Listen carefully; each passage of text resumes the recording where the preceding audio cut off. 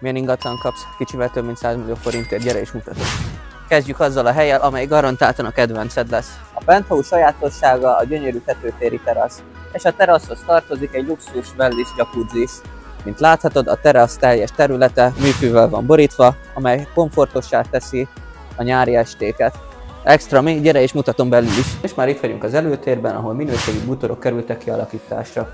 Az alsó fürdőszobában található egy kétszemélyes beépített sarokkád és egy hatalmas zuhanykabin.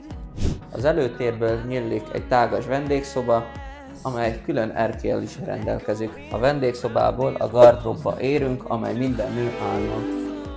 Fontos info, a társasházat 2017-ben építették téglából, kivételes tervezési munkákkal. Felső szintre érkezve a lakás szívét, a gyönyörű életteret találhatod. Ez itt a konyha, amely egyedi bútorzattal és minőségi gépekkel lett kialakítva. A felső szinten kialakításra került egy dolgozószoba is, amely igény esetén egy hálószobává is alakíthatunk.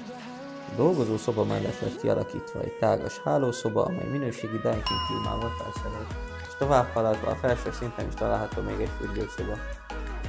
Nem rossz mi, ha felkeltette érdeklődésedet, keresd bizalommal!